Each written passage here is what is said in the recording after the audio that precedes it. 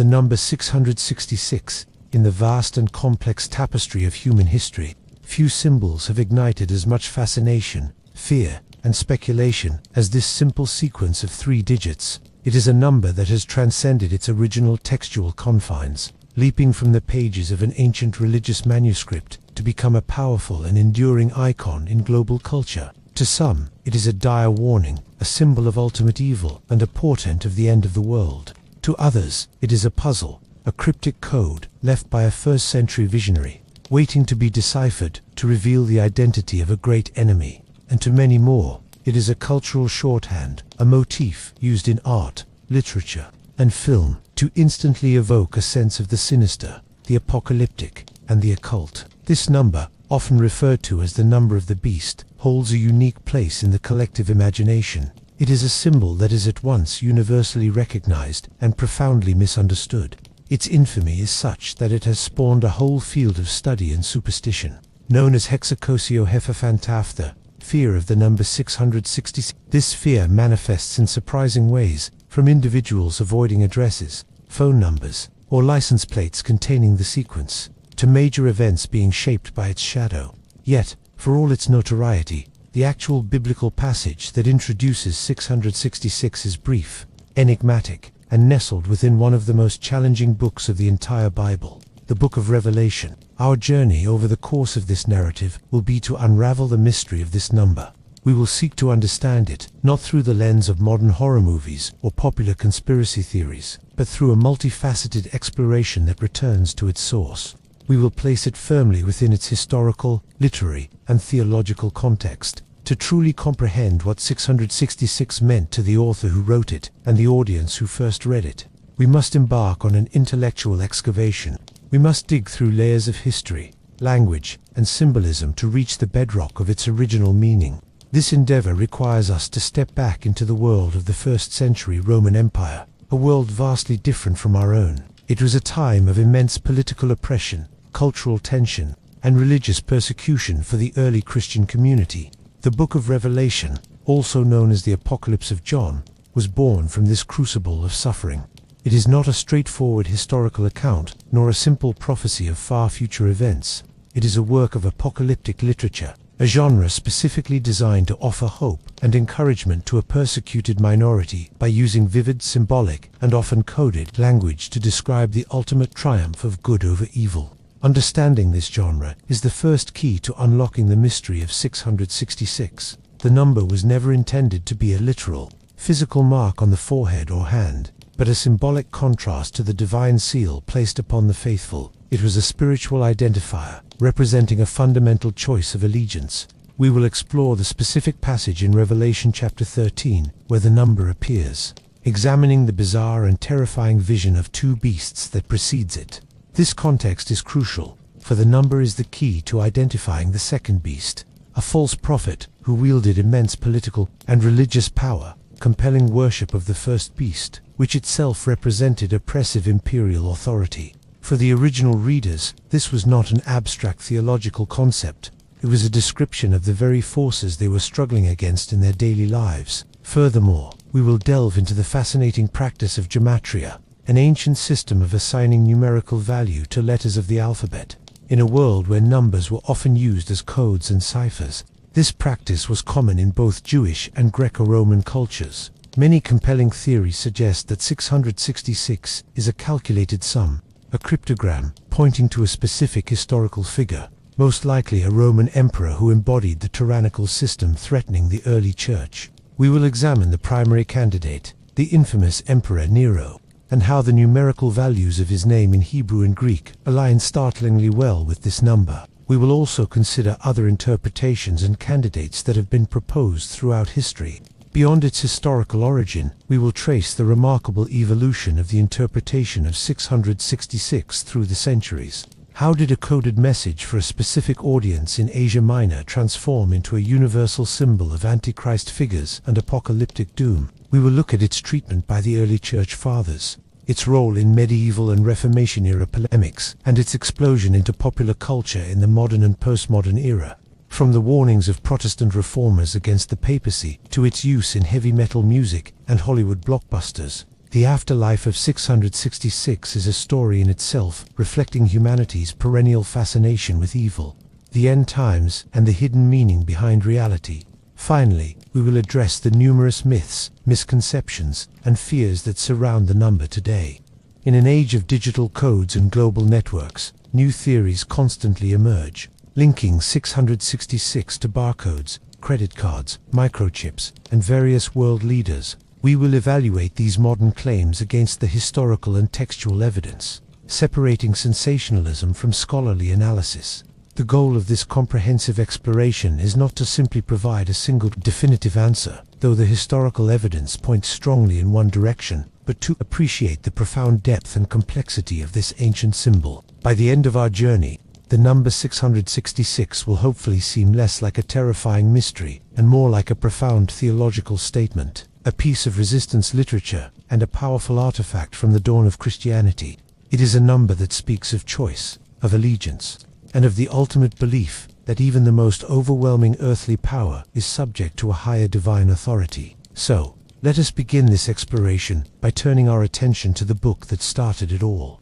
To understand the nature of the apocalyptic vision that gave the world the number of the beast, to approach the number 666 without first understanding the literary and historical world it inhabits, is to attempt to read a single word from a complex novel without any context of the plot, the characters, or the author's intent.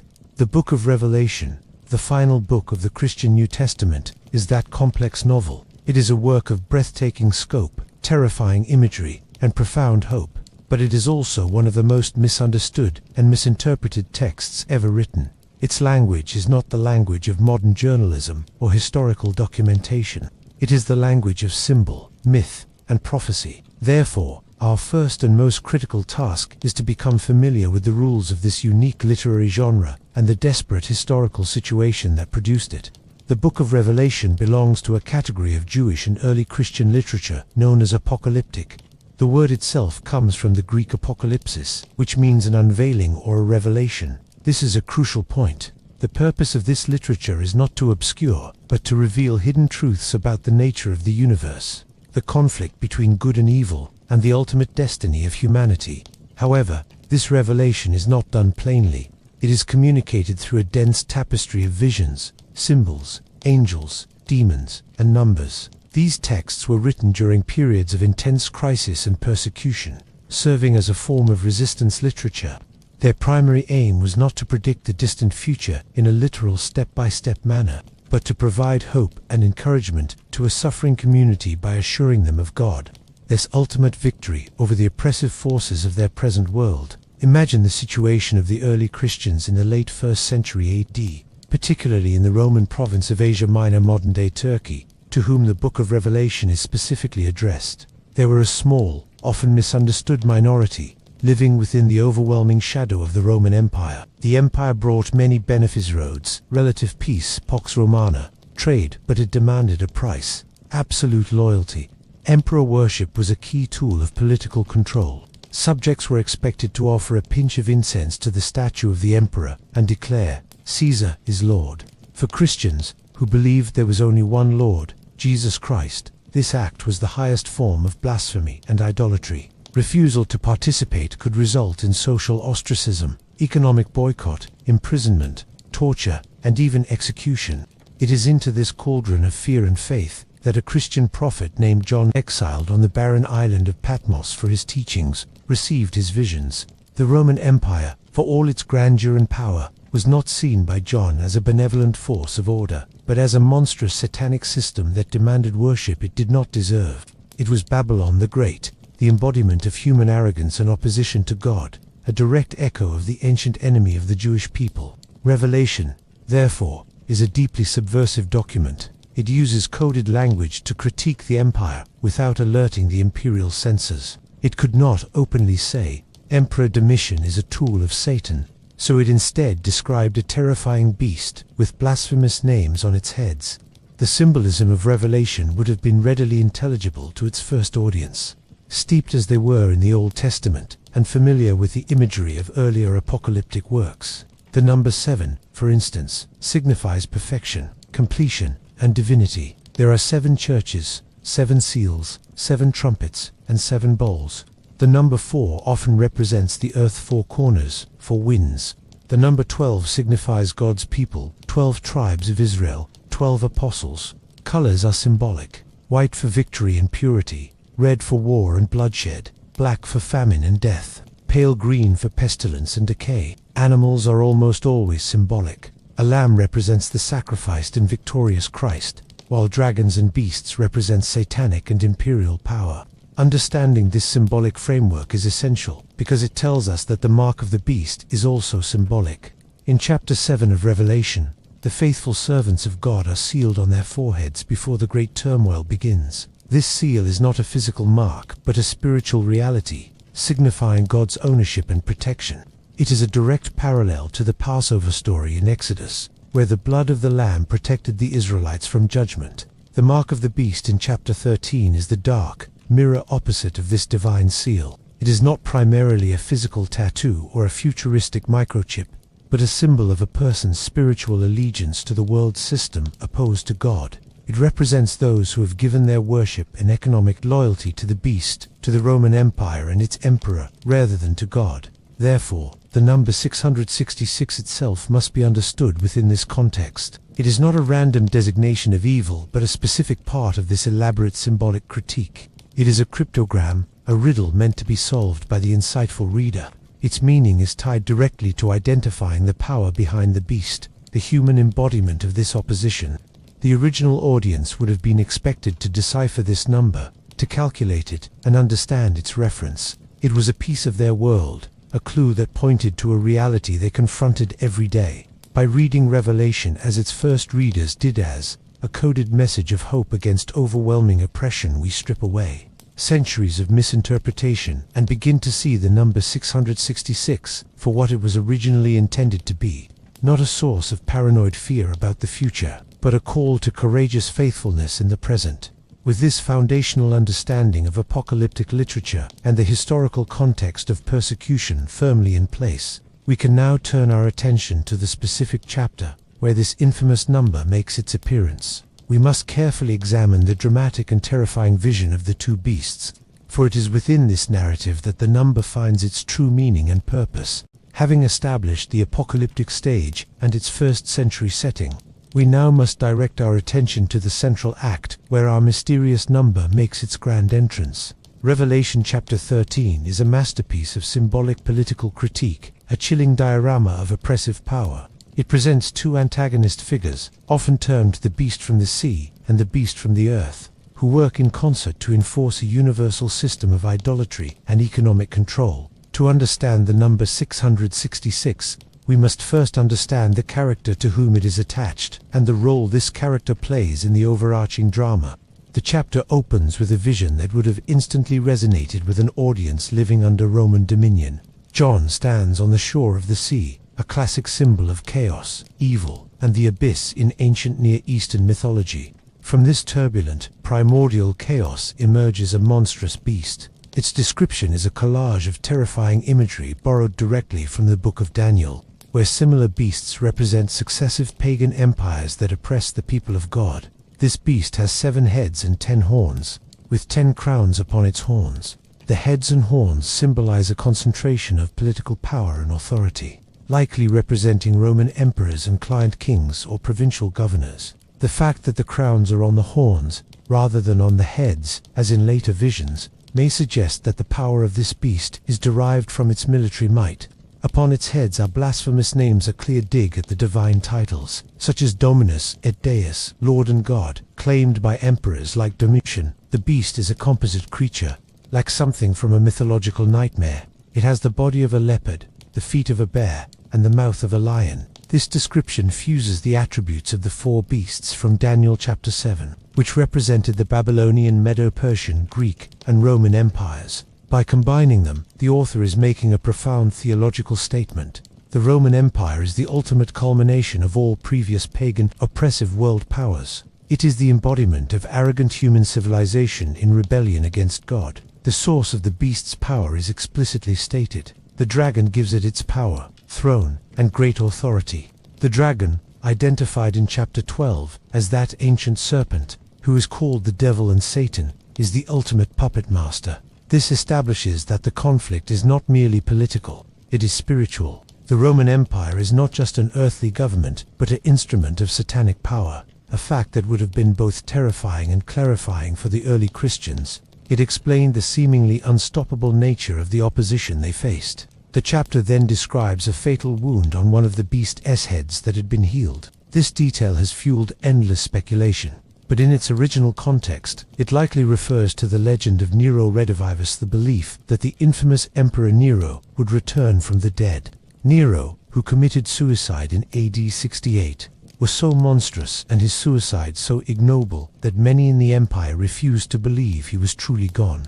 Rumors persisted that he had fled to Parthia and would return with an army to reclaim his throne. For the early church, Nero was the archetype of persecution, the first emperor to execute Christians on a large scale. The healed wound symbolizes the resurgence of Nerone-like tyranny in the current emperor, Domitian, under whom John was writing. The world, in John's view, was once again facing the spirit of Nero. This beast is worshipped by the entire world, and it wages war against the saints and conquers them. This was the painful reality for John's audience. The beast seemed invincible. Martyrdom was a real and present danger. Its authority is universal, over every tribe, people, language, and nation. This sets the stage for the entrance of the second actor in this drama. John's vision continues, and he sees a second beast, this one rising not from the chaotic sea, but from the stable, settled earth. This is a crucial distinction. If the first beast represents centralized, imperial political and military power, Rome itself, the second beast represents a different kind of authority. It has two horns like a lamb, but it speaks like a dragon. This is the essence of its deception. It appears gentle, harmless, even Christ-like. The Lamb is a common title for Jesus in Revelation, but its voice reveals its true, satanic nature. This second beast is a false prophet. Its primary role is to exercise all the authority of the first beast on its behalf, and to compel the entire earth to worship the first beast. How does it accomplish this? Not primarily through legions and military conquest, but through propaganda, religious persuasion, and economic control. It performs great signs, even making fire come down from heaven, mimicking the power of God's true prophets to deceive the inhabitants of the earth. It orders people to set up an image in honor of the first beast, a clear reference to the imperial cult and the statues of the emperor erected in cities across Asia Minor, which were the focal points of compulsory worship. Then, the second beast employs a terrifying two-pronged strategy to enforce compliance. It kills those who refuse to worship the image of the beast, the ultimate penalty for dissent. But for those who comply, it offers a seamless integration into the economic life of the empire. It requires everyone, small and great, rich and poor, free and slave, to receive a mark on their right hand or on their forehead. This mark is the key to participation in the marketplace, so that no one can buy or sell unless he has the mark. That is, the name of the beast, or the number of its name. This is the context of the number 666. It is the number of the first beast, and it is inextricably linked to the name of the beast. The mark itself is a parody of the seal of God on the foreheads of the faithful. It is not a physical barcode, but a symbol of economic and spiritual allegiance. To accept the mark was to pledge one's loyalty to the Roman system. To acknowledge Caesar as Lord in order to put food on the table. To refuse was to choose poverty, ostracism, and potentially death. The number is presented as a puzzle. This calls for wisdom. Let the one who has understanding calculate the number of the beast, for it is the number of a man, and his number is 666. The verse is an invitation. The original readers, living within this system of enforced idolatry, were being asked to decipher the code. They were to use wisdom rooted in their scripture and their context, to calculate this number and understand which man, which embodiment of imperial power was being referenced.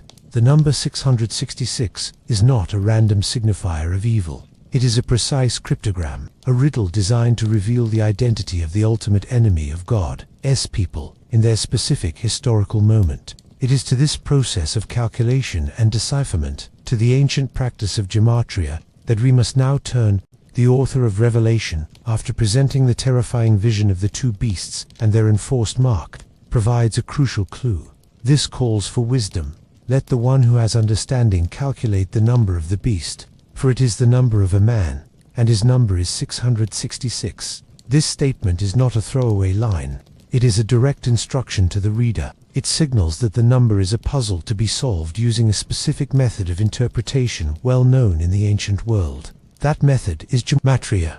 Gematria is an alphanumeric code, a cipher where each letter of an alphabet is assigned a numerical value. In many ancient languages, including Hebrew and Greek, letters did double duty as numbers.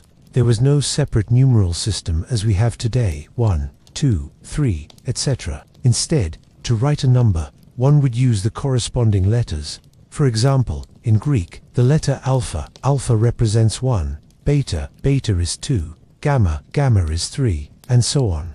This practice meant that every word had a numerical value, which was simply the sum of the values of all its letters. This opened up a world of textual interpretation, where words or phrases that shared the same numerical value were believed to have a hidden connection or deeper meaning. This practice was prevalent in both Jewish and Greco-Roman cultures.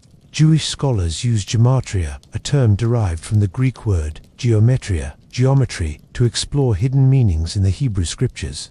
In the Greco-Roman world, it was common to find inscriptions on buildings or coins where the numerical value of a name or phrase was displayed, often for magical or protective purposes. It was also used in riddles and puzzles. Therefore, John's instruction to calculate the number would have been immediately understood by his audience. They were being asked to take the name of the man behind the beast, convert its letters into numbers, and sum them to arrive at 666. The most compelling and historically consistent solution to this puzzle points to the Roman Emperor Nero, Caesar, Nero Claudius Caesar Augustus Germanicus, the 5th Emperor of Rome, ruled from AD 54 to 68. His reign began with promise but descended into tyranny and madness. He is infamous for his extravagant spending, his artistic pretensions, and most critically for the early Christians, his brutal persecution of them. Following the Great Fire of Rome in AD 64, which rumor alleged he started himself to clear land for a new palace, Nero needed a scapegoat. He found it in the Christians, a group already disliked for their supposed atheism, their refusal to worship the Roman gods, and rumored cannibalism and misunderstanding of the Eucharist. Tacitus, the Roman historian, records the gruesome details. Nero fastened the guilt and inflicted the most exquisite tortures on a class hated for their abominations. Called Christians by the populace, Christus, from whom the name had its origin, suffered the extreme penalty during the reign of Tiberius at the hands of one of our procurators, Pontius Pilatus, and a most mischievous superstition, thus checked for the moment, again broke out not only in Judea, the first source of the evil, but even in Rome. Accordingly, an arrest was first made of all who pleaded guilty. Then, upon their information, an immense multitude was convicted, not so much of the crime of firing the city, as of hatred against mankind. Mockery of every sort was added to their deaths. Covered with the skins of beasts, they were torn by dogs and perished, or were nailed to crosses, or were doomed to the flames and burnt, to serve as a nightly illumination, when daylight had expired. This event seared Nero's name into the consciousness of the early church as the quintessential persecutor, the embodiment of imperial evil. Furthermore, his death by suicide led to the widespread legend of Nero Redivivus that he was not truly dead and would return to claim his throne.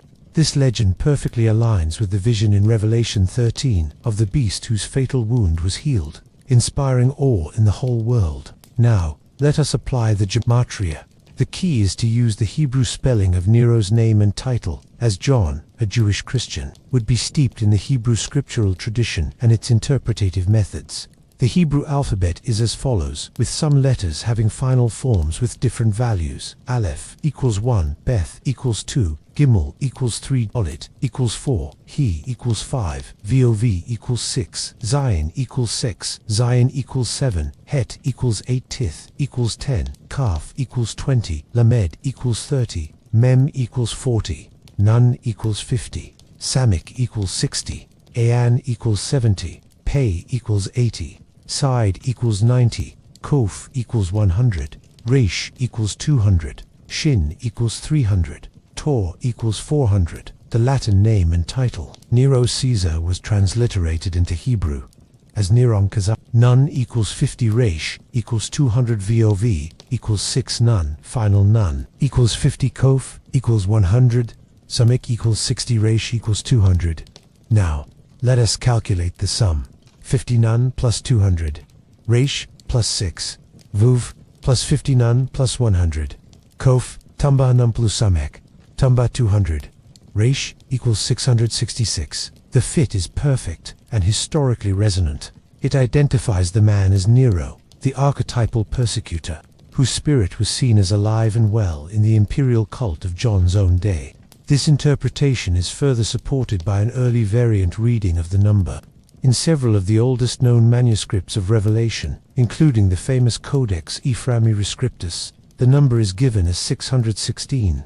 Intriguingly, if we take the Latin spelling of Nero, Caesar, and transliterate it into Hebrew, dropping the final N Nero instead of Neron, we get Nero Possa. Nun equals 50 resh equals 200 VOV equals 6. Kufe equals 60 resh equals 200. The sum is 5200. 6 100, 6 100, 60 200 equals 616.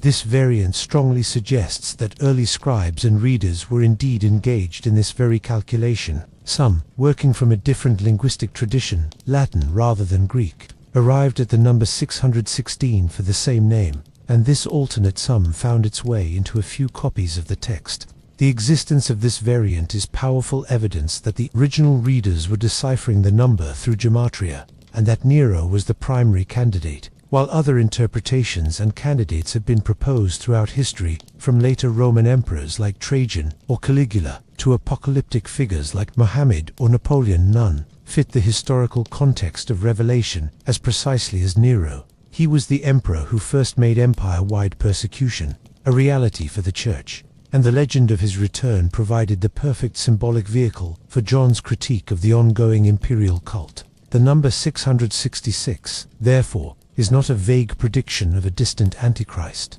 but a specific, coded revelation for the first-century Church. The beast you are facing is the same spirit that animated Nero. It is the spirit of the Roman Empire demanding worship. This decipherment transforms the number from an object of superstitious fear into a profound statement of spiritual discernment and resistance. The interpretation of 666 as a gematria reference to Nero, Caesar, while the most compelling from a historical critical standpoint, was not the end of the number's story. In fact, it was merely the beginning. As Christianity evolved from a persecuted sect in the backwaters of the Roman Empire into the dominant religious and political force of Europe, the interpretation of its foundational texts underwent a dramatic shift. The Book of Revelation, with its potent imagery of a corrupt world system destined for destruction, was continually reapplied to new contexts, new enemies, and new fears. The number 666, detached from its original historical anchor, became a free-floating symbol of ultimate evil, a blank screen onto which every generation could project its own anxieties and adversaries. In the first few centuries after John's writing, as the memory of Nero's specific persecution began to fade and the Church faced new imperial threats, the Church Fathers sought to systematize Christian theology and interpret Scripture. Their views on Revelation and the number 666 varied widely. Some, like Irenaeus of Lyons in the 2nd century, engaged deeply with the puzzle. In his work Against Heresies, Irenaeus discussed the number and acknowledged the Nero theory, noting that many copies of Revelation indeed contained the number 616.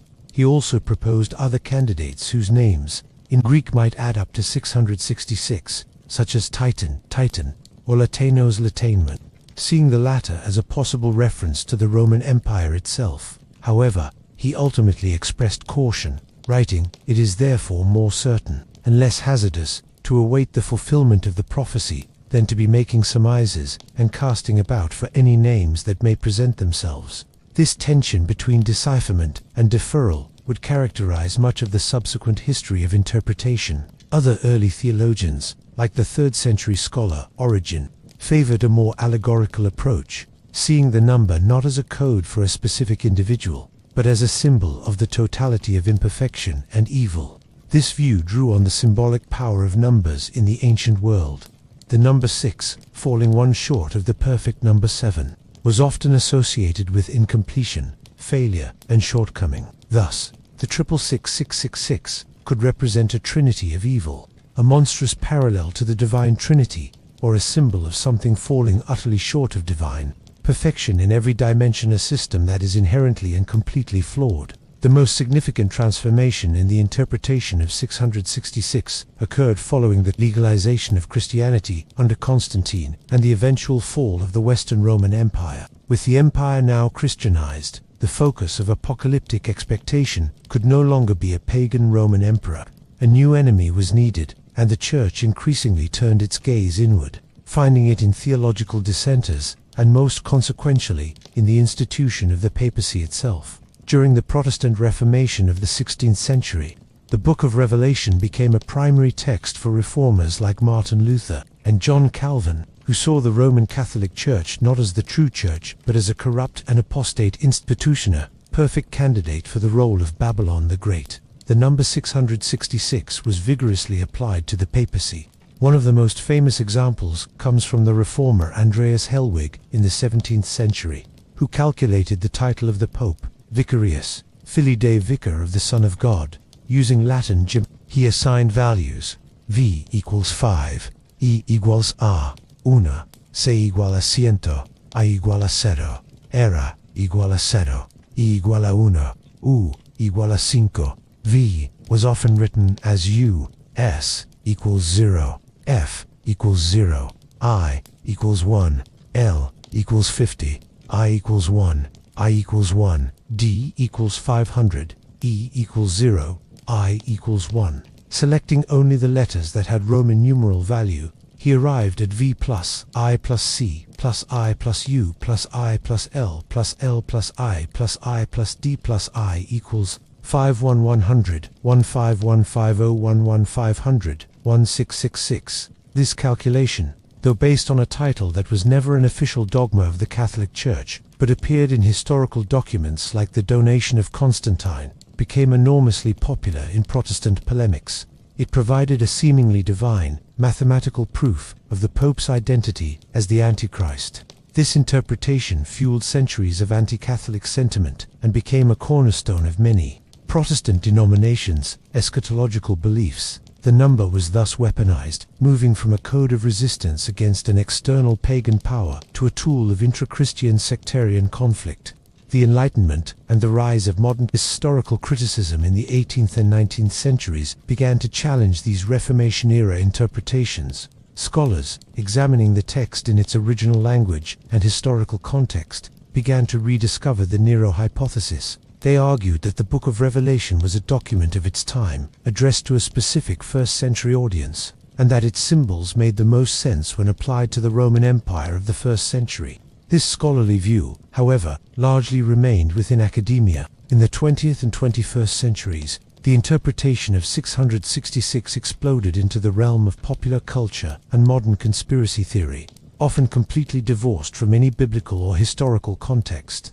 The number became a staple of horror films, heavy metal music, and occult-themed novels, serving as a universal shorthand for sinister, satanic evil.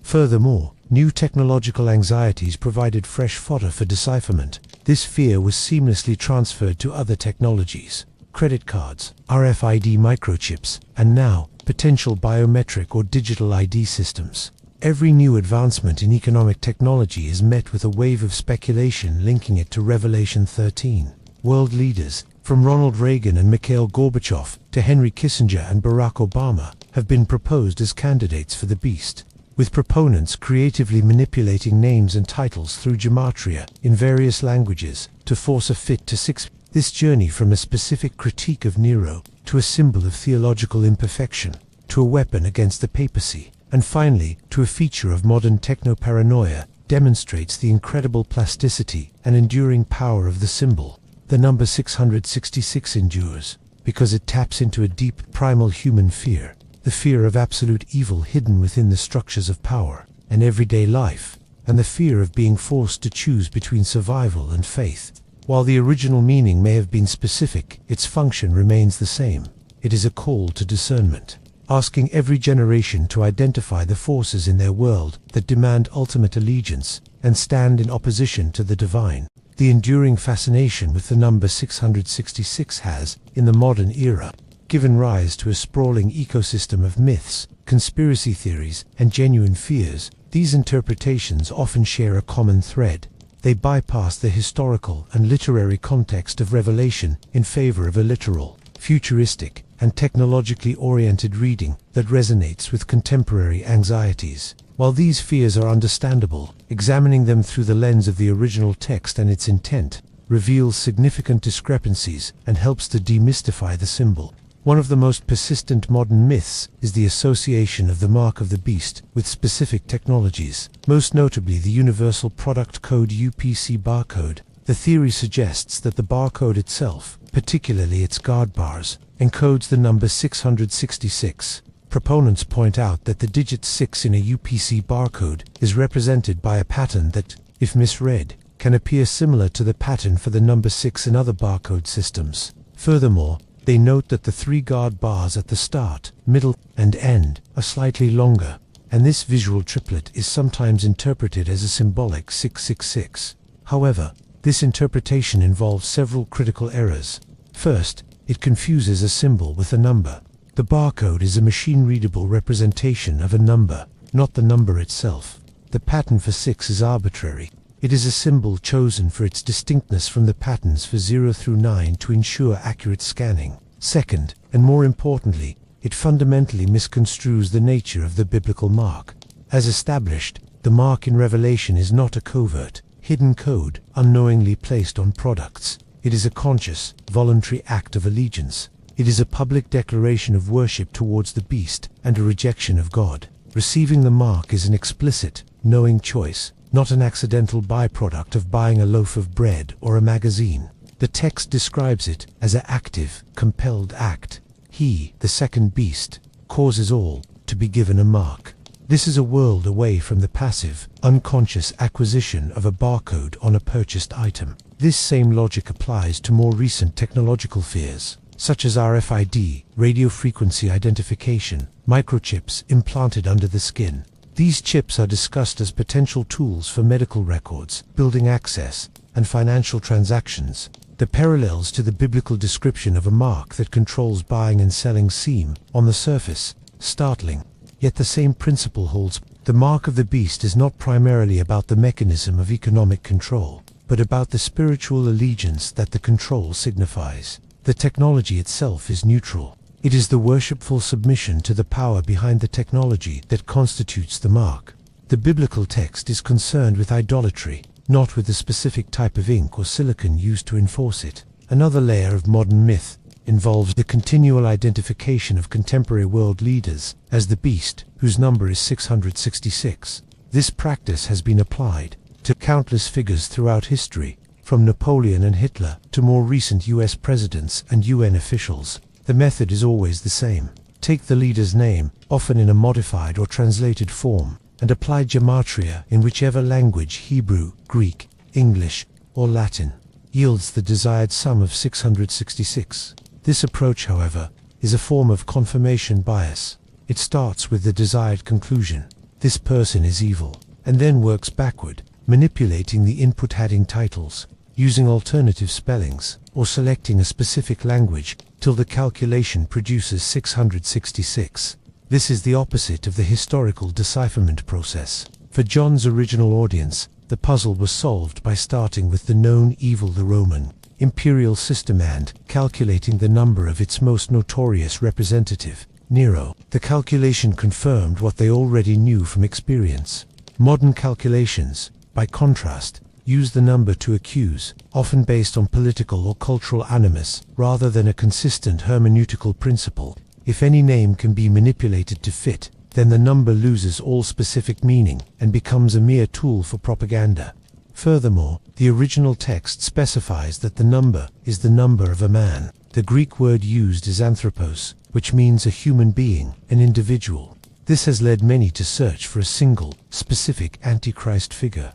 However, a strong case can be made, from the text itself, that the beast is not merely an individual, but is also a system. The beast has heads that are kings and empires, and it receives its power from the dragon Satan. It represents a collective entity, the totalitarian state, the idolatrous economic system, the culture of death and oppression.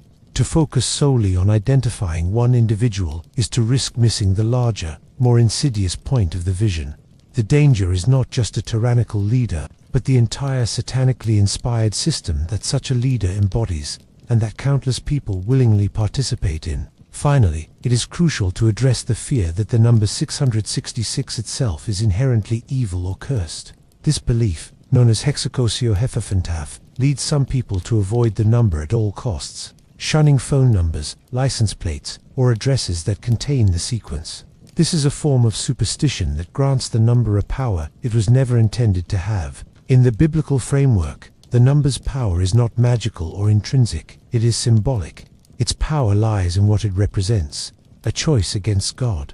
The number itself is just a number. To fear the sequence 666 is to fundamentally misunderstand the text. The real warning of Revelation is not to avoid a specific numeral, but to avoid the spiritual apostasy and idolatrous compromise that the numeral symbolizes. By disentangling the number from centuries of accumulated myth and fear, we can return to its potent original meaning. It was not a prediction of barcodes or microchips, but a piercing critique of imperial power and a call to faithful witness. It reminds believers that the demands of the state, the economy, and the culture must always be subordinate to the ultimate allegiance owed to God. This message, far from being an outdated relic, remains as relevant today as it was in the first century, challenging every generation to discern the beasts of its own age and to choose wisely where it will place its worship. Our extensive journey through the history, interpretation, and mythology of the number 666 brings us to a final, culminating point. We have moved from the dusty roads of Roman Asia Minor to the digital age, from the gematria of Nero's name to the fears of modern conspiracy theories. Having sifted through the layers of context and speculation, we can now distill the essence of what this mysterious number truly represents. Ultimately, the message of Revelation 13 and its number of the beast is not a complex riddle about future technology or a specific villain, but a profound and timeless theological statement about the nature of allegiance, the cost of discipleship, and the ultimate victory of God. At its heart, the vision of the two beasts and their mark is a dramatic portrayal of the constant tension faced by people of faith, the tension between the demands of the world and the demands of God. For the first-century Christians, this was a literal life-and-death choice. The beast was the Roman imperial cult, and the mark was the act of offering incense to Caesar, which granted a certificate of participation in the economic and social life of the empire. To refuse was to choose marginalization, poverty, and potential execution. The number 666 was the numerical signature of this oppressive system, identifying its spirit as the same spirit that had animated the archetypal persecutor, Nero. It was a call to discernment, revealing the true satanic nature of a power that presented itself as glorious and divine. This core dynamic worldly power demanding worship transcends its first-century expression. The specific form of the beast changes from age to age. In different eras, it has been totalitarian states, ideological systems, economic structures, or cultural mandates that demand absolute loyalty and compel compromise of faith. The mark is any mechanism where the social pressure, legal decree, or economic necessity that forces a choice, conform and prosper, or dissent and suffer. The number 666, therefore, is not a static prediction, but a theological lens. It provides a framework for believers in every generation to identify the forces in their own world that seek to usurp the place of God, that demand ultimate allegiance, and that persecute those who refuse. This understanding transforms the book of Revelation from a frightening script about the end of the world into an empowering text about faithful living in the midst of crisis. Its primary purpose was pastoral, not prophetic in the popular sense. John was writing to comfort and strengthen a community under siege, not to satisfy our curiosity about the distant future. He was assuring them that despite the overwhelming power of the empire, God was still sovereign. The beast's authority was delegated and temporary. It was allowed to operate for a limited time, 42 months, a symbolic period of tribulation. The Lamb who was slain, Jesus Christ, had already achieved the ultimate victory through his death and resurrection. The call for the saints was not to defeat the beast through military or political means, but to endure faithfully, even to the point of death, trusting in that greater victory. This is why the contrasting seals in Revelation chapter 7 and chapter 13 are so critical. The faithful are sealed on their foreheads with the name of the Lamb and of his Father. This signifies God's ownership, protection, and promise of salvation. It is an invisible, spiritual reality. The mark of the beast is its dark imitation, a false seal, promising temporal security at the cost of eternal allegiance. The entire drama poses a single, piercing question to the reader. Which seal will you choose? Whose name will you bear? The world's, which offers comfort now but leads to destruction, or God's, which requires sacrifice now but leads to life? The number 666, then, serves as a stark symbol of imperfection and rebellion. As the number 7 signifies divine perfection and completion, the number 6 consistently falls short. The 666 represents a system, a power, and a claim to authority that is fundamentally and utterly flawed, a hollow imitation of the divine that can never truly fulfill its promises.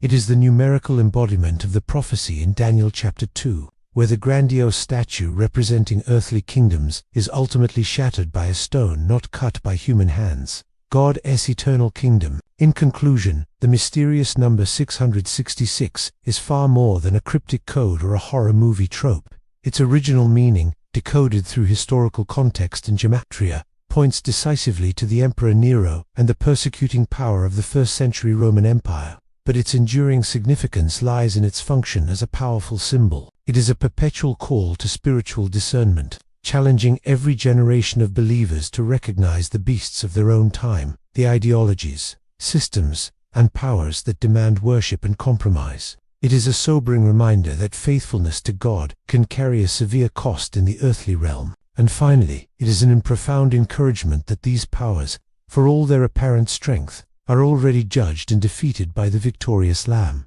The message of 666 is not one of fear, but of hope, that no matter how powerful the opposition seems, the ultimate allegiance of the faithful is to a higher power, and their ultimate future is secure. Having established the historical meaning and theological core of the number 666, our exploration would be incomplete without acknowledging its profound and lingering resonance in the contemporary world. Even when its original context is understood, the number retains a unique power within the human psyche. It has escaped the pages of Scripture to become a free-floating cultural archetype, a symbol that continues to fascinate, terrify, and inspire. This final chapter examines these modern echoes, exploring why this ancient symbol continues to hold such sway, and what its enduring presence tells us about ourselves and our society. The most evident realm of 666's modern life is in popular culture. Here, it has been almost entirely divorced from its theological meaning and repurposed as a universal signifier for evil, the occult, and the sinister. In horror films, from classics like The Omen, where the Antichrist child bears the number 666 on his scalp, to countless others, the number is used as a quick, visual shorthand to signal a malevolent, supernatural force. It requires no explanation. Audiences instantly understand its connotations. In heavy metal music and various subcultures, the number is embraced for its transgressive, rebellious energy. Bands use it in names and album titles to project an image of defiance against conventional religious and social norms. In this context, 666 is not an object of fear but a badge of identity, a way to appropriate a forbidden symbol and challenge mainstream values. This cultural usage is powerful because it taps into a deep, almost primal, understanding of numerology and symbolism. Across many cultures, numbers are believed to hold inherent power or meaning. The triple repetition of a number amplifies its significance. In a largely post-religious society, the specific biblical meaning may be lost, but the underlying sense that this number is cursed or unlucky persists as a form of cultural memory. It is a superstition that has outlived its doctrine, a ghost of a belief that still haunts the modern imagination. Beyond entertainment, the number maintains a potent life within various strands of conspiracy theory and fringe belief. As we discussed, every new technological advancement often triggers a new wave of interpretation, linking it to the mark of the beast.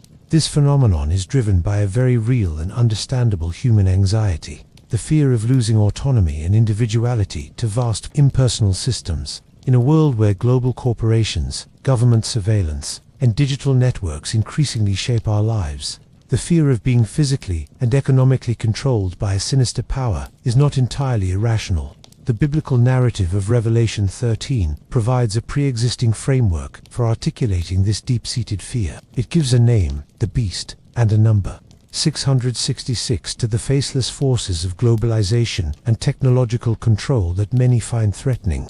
This is why theories about barcodes, microchips, and digital currency persist with such tenacity. They are modern myths that use the ancient language of apocalypse to express contemporary anxieties. The specifics may be debunked, but the underlying emotion of distrust of centralized power and a yearning for individual sovereignty is a genuine feature of the modern condition. The number 666, in this sense, becomes a rallying cry for those who feel disenfranchised by the rapid pace of technological and social change. Furthermore, the number continues to be used as a political and rhetorical weapon, much as it was during the Reformation. Public figures who are the subject of intense opposition or distrust often find themselves labeled as the Antichrist or the Beast, with commentators creatively applying gematria to their names to arrive at the magic number 666. This practice demonstrates the symbol S' enduring power to vilify and dehumanize opponents, placing them within a cosmic narrative of absolute good versus absolute evil. It is a way to frame political conflict not as a difference of policy or ideology, but as a spiritual battle, making compromise impossible and confrontation inevitable. Yet, amidst the fear and the folklore, the original challenge of the number remains for those who encounter it through faith. For the modern believer, understanding the historical context of 666 does not render it irrelevant. Instead, it reframes the question. It is no longer who is the Antichrist, or when will the end come, but rather where are the beasts in my world. The call to calculate the number becomes a call to critical discernment. It asks believers to identify the systems and ideologies in our own time that demand absolute loyalty, that promise security at the expense of freedom, that scapegoat the vulnerable, and that persecute dissent. These modern beasts may not look like the Roman Empire. They may be ideologies of consumerism, nationalism, or other isms that demand our soul's allegiance. The enduring power of 666, therefore, lies in its dual nature. On one hand, it is a cultural artifact, a meme that evolves and adapts to express the fears and rebellions of every new generation. On the other hand, for those who listen to its original context, it remains a profound theological and ethical question about loyalty, cost, and courage. It is a symbol that refuses to be pinned down, constantly oscillating between history and myth, between theology and superstition, between a past warning and a present challenge. In the end, the mystery of the number 666 is not a puzzle to be solved once and for all, but a conversation that continues across centuries. It speaks to our innate desire to understand the nature of evil, to find patterns in chaos, and to believe that our choices, even in the face of overwhelming power, hold eternal significance. Whether viewed through a lens of faith, history, or culture, the number endures, because it points to something fundamental about the human experience, the perpetual struggle to choose whom we will serve, and the enduring hope that choosing rightly, however costly, aligns us with the reality that will ultimately prevail. We have now reached the conclusion of our extensive exploration into the mysterious number 666. We have traversed centuries, navigated complex literary genres, deciphered ancient codes, and confronted modern myths. From the persecuted communities of 1st century Asia Minor to the digital anxieties of the 21st century, the shadow of this number has loomed large, its meaning shifting and evolving.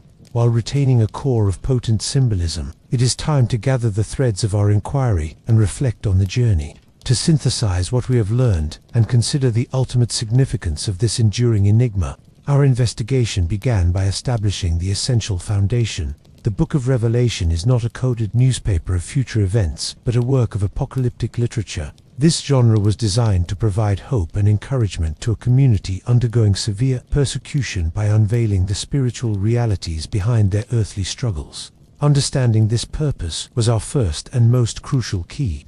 It reoriented our approach away from futuristic speculation and toward historical understanding. We saw how the original audience living under the oppressive weight of the Roman Empire and the compulsory emperor cult would have heard John's visions not as predictions for a far-off time, but as a powerful commentary on their present reality. The beast was not a mysterious future dictator, but a symbol of the very imperial system that demanded their worship and threatened their lives. With this context in place, we zoomed in on the specific theater of Revelation chapter 13. Here, we encountered the two beasts, the first arising from the sea, embodying centralized political and military power, Rome, and the second, rising from the earth, wielding religious propaganda and economic coercion, the provincial priesthoods enforcing the imperial cult. The mark of the beast was revealed not as a physical technology, but as a symbol of complicity, a choice to participate in the idolatrous economic system of Rome to avoid poverty and death. This set the stage for the number itself. Introduced as a puzzle, this calls for wisdom. Let the one who has understanding calculate the number of the beast. Heeding this call to wisdom, we delved into the ancient practice of gematria, the alphanumeric cipher, where letters correspond to numbers. The most historically compelling solution pointed decisively to the Emperor Nero, Caesar, transliterating his name into Hebrew, Neran Caesar, and summing the values of the letters yields 660. The existence of an early textual variant reading 616 further strengthens this case, as it corresponds to the Latin spelling of Nero's name without the final N. Nero, the first great persecutor of the Church, and the subject of the Nero Redivivus legend, was the perfect archetype of the beastly spirit that John saw alive and well in the empire of his own day. We then traced the remarkable evolution of this interpretation through history. As the historical context faded, the number was reinterpreted. The Church Fathers offered various ideas, from allegorical readings to other names. The Protestant Reformation weaponized the number against the papacy, using creative gematria to label the Pope as the Antichrist. In the modern era, the number escaped religious confines entirely, becoming a staple of popular culture and a magnet for conspiracy theories, often centered on new technologies like barcodes and microchips. We demystified these modern myths, showing how they misunderstand the symbolic nature of the mark and ignore the original context. Throughout this journey, a consistent theological theme emerged: the question of allegiance. The core message of Revelation 13 is not about identifying a future villain, but about the perennial choice faced by people of faith. The choice between the demands of the world and the demands of God. The seal of God on the foreheads of the faithful and the mark of the beast represent two opposing kingdoms, two conflicting loyalties. The number 666, therefore, is ultimately a symbol of imperfect, rebellious systems that seek to usurp divine authority. It is a call to discernment, courage, and faithful endurance, assuring believers that though such systems may seem invincible, their power is temporary and already defeated by the victory of Christ, the Lamb who was slain. The enduring power of 666 lies in its potent simplicity as a symbol. It gives a shape to our abstract fears of evil, oppression, and loss of autonomy. It provides a language for expressing distrust of powerful systems, whether ancient empires or modern technologies. It serves as a narrative framework for casting political and cultural conflicts in cosmic terms. And for believers, it remains a sobering reminder that faithfulness may require costly resistance against the prevailing currents of the age. In the final analysis, the mystery of the number 666 is resolved not by a single definitive answer, but by understanding its function. It was a relevant, empowering, and hope-filled symbol for its original audience, revealing the true nature of their struggle. For us today, its value is not in sparking fear about the future, but in inspiring wisdom in the present. It challenges us to ask ourselves, what are the beasts in our own world? What systems, ideologies, or pressures demand our ultimate allegiance? And where do we place our trust in the temporary security offered by the world, or in the eternal victory of the Lamb? The number 666 began as a shadow cast by the torchlight of persecution, but the message of the book that contains it is one of overwhelming light. It is the light of a truth that sets us free from fear, that the powers of this world, however terrifying, are no match for the sovereignty of God. The number is a shadow, but it is a shadow that only exists because of a greater, brilliant light. And that is the final, and most important, revelation of all. Our journey, which began with a simple sequence of digit 666, has taken us through a landscape far richer and more complex than perhaps any of us could have initially imagined. We have sat with the exiled prophet John on the shores of Patmos, felt the anxiety of the early Christians facing the might of Rome, deciphered the ancient code of gematria, and witnessed the evolution of a symbol through to millennia of history, fear, and fascination. We have demystified modern myths and encountered the profound theological heart of the apocalyptic vision.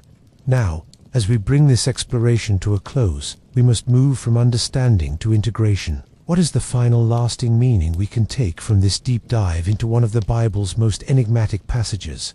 The story of the number 666 is, in many ways, a case study in how meaning is made and remade across time. It demonstrates the powerful human drive to find patterns, to seek answers in the face of the inexplicable, and to use symbols to articulate our deepest fears and hopes. The original meaning, rooted in the specific historical context of Nero and the Roman Empire, was clear and empowering for its intended audience. It was a tool of resistance, a way to name and critique the oppressive power they faced without alerting the authorities. It was a message of hope, assuring them that the beast, for all its terrifying power, was operating on a limited leash and was ultimately under God's sovereign control.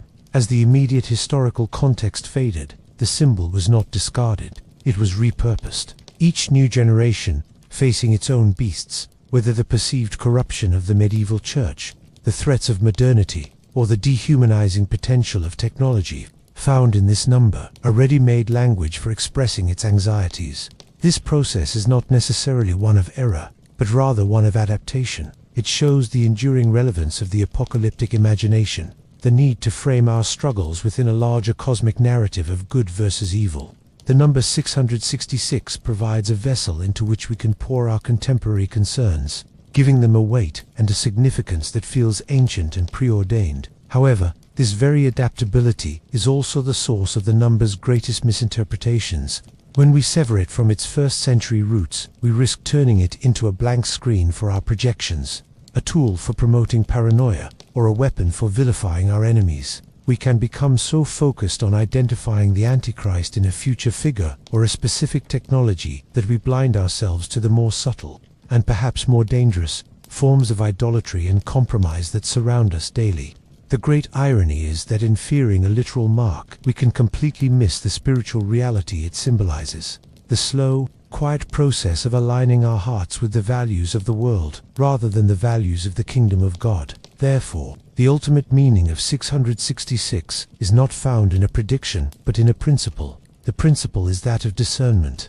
The call to calculate the number is, eternally, a call to see clearly. It is an invitation to look past the glittering surface of power, success, and cultural approval to discern the spiritual reality beneath. It asks us to identify the forces in our lives, be they consumerism, nationalism, materialism, or any other ideology that demand our ultimate loyalty, that whisper promises of security and belonging in exchange for our silent compliance or active worship. The number also speaks to the cost of discipleship. For the first readers, the choice was stark. Worship the beast and eat, or worship God and starve or worse. For most of us in the modern world, the choices are rarely so dramatic, but the principle remains. Faithfulness to our deepest convictions may cost us social capital, professional advancement, or cultural relevance. It may mean standing against popular opinion or questioning the unquestioned assumptions of our age. The mark of the beast, in its original sense, was about avoiding that cost through compromise. The seal of God was about accepting that cost out of loyalty. Finally, the story of 666 is a story about hope. This is the most crucial takeaway. The book of Revelation is not a horror story. It is a thriller where the ending is already known. The beast and the false prophet are ultimately defeated and thrown into the lake of fire. The victory of the Lamb is assured. The number 666, for all its terrifying power, is the number of a defeated foe. It is a symbol of a rebellion that is ultimately futile. This is the profound comfort that the number offered its original audience and continues to offer. No earthly power, no matter how overwhelming it appears, has the final word. The world may seem to be in the grip of beasts and dragons, but they are merely actors on a stage whose director has already written the final, glorious act. So, let us leave behind the fear and superstition that so often clings to the number 666. Let us cease looking for it in barcodes, credit cards, or the names of politicians we dislike. Instead, let us embrace the wisdom it was always intended to impart. Let it be a reminder to live with discernment, to choose our allegiances wisely, to be willing to pay the price for those choices, and to rest in the unshakable hope that the forces of oppression and evil in all their forms are temporary. The final number on the ledger of history is not 666, but the perfect, complete, and divine number 7, the number of God's rest, God's fulfillment, and God's eternal victory. This concludes our narrative on the mysterious number 666. Thank you for embarking on this journey of understanding.